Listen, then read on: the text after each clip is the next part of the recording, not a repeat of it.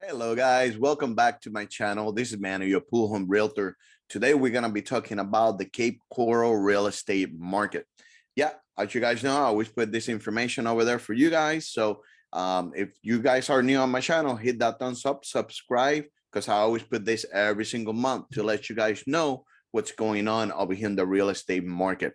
So today we're going to be talking about the numbers, everything that is happening over here in the area, and what the sales have been doing and appreciation based on the market, all that good stuff. So, hey, let's start over here with the report.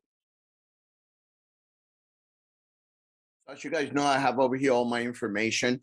We're going to be talking about the Cape Coral real estate market. So right now there is 418 properties available to sell right now. In the month of January, 464 properties sold, which 24 properties of those were over $1 million and 8 properties were above $2 million. The highest sold price over here in Cape Coral was $4.3 million.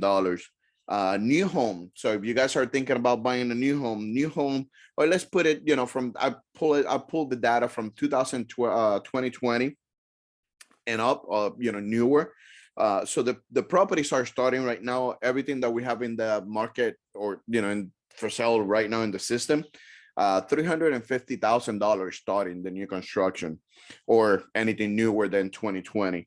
And that go all the way down to like $5.8 million. Pool homes, as you guys know, I like to sell pool homes. So pool home over here in Cape Coral, they're starting at 285, and then there's one with 285, and it jumped to 239, 339 and up.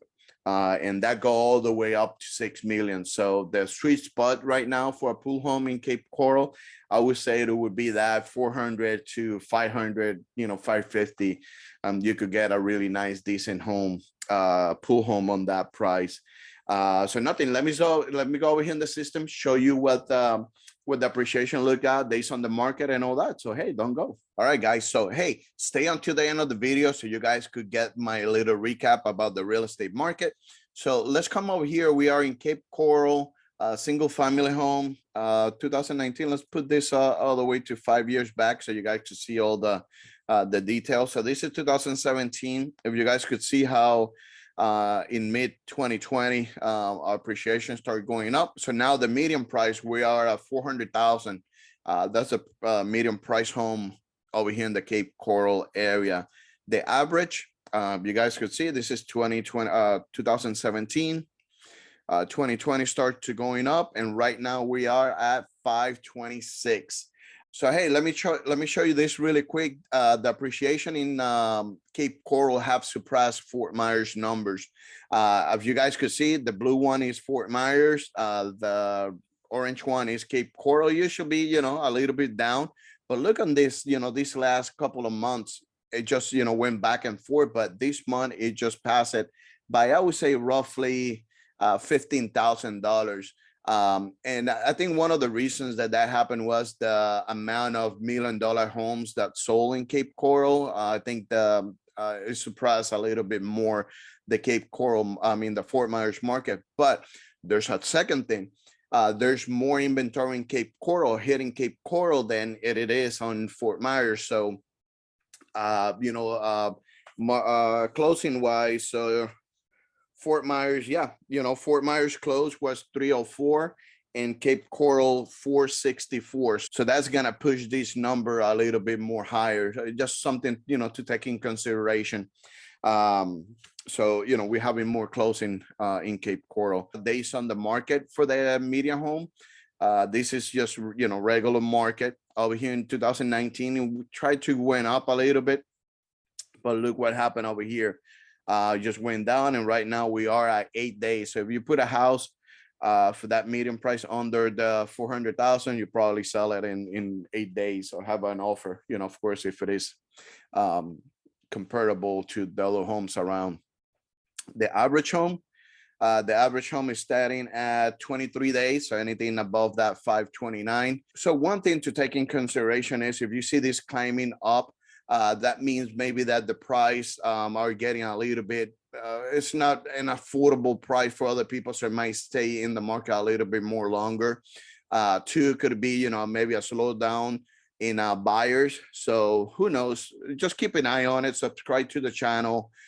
This is some indicators that we always could look at it and see what the market is doing. In my own opinion, I think as soon as those average prices keep rising, this will rise as well, because it's just it's just gonna pull the affordability a little bit far behind for most people. So that's something to take in consideration. Month of supply. Right now, if you guys see February 17, we were 5.7. February 2018, 6.1. 2019, 6.7. And now we are at 1.1, which I think we're more like a 0.9, 0.8 month of supply. So literally we have zero, almost nothing in inventory right now. So that's that. I just try to, show you guys that, so you guys see where we at. And then if you guys thinking about buying over here, know where you're up to, and don't come over here like, blindfolded and say, hey, I cannot find a house, but it's just because of this. Homes for sale, so you guys could see a different perspective of this as well. In February 2017, you got 2,300 homes. February 18, 2,500 homes. February 19, 2,800 homes. And then February 2020, 2,300. And then now we are at 418. So you guys see the difference, and where we are right now in inventory. It's just a little bit brutal. So all right, guys, I'm gonna give you my little quick recap about the market. Some stuff that you guys got to be aware of it. As you guys know, inventory, as soon as inventory being this low, we're probably gonna start seeing double digits increase in appreciation in value. There's 5 things that we have to look into it this next year. And one of them is not something that you don't know about it, and is that forbearance.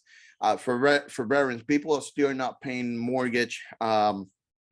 There's still people trying to work with the banks or with their loan provider to kind of create an agreement to see how they're going to be paying for this.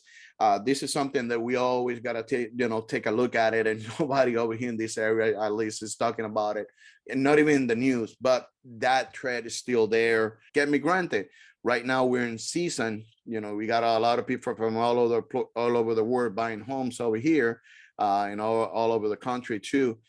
So that maybe, we got to figure out what's going to be happening from here down on. And of course, we're in tax season too as well. So most other people, going to have a little bit more money to put down on a house, because as you guys know, the rental market, it had been bananas. A lot of investors are selling their home,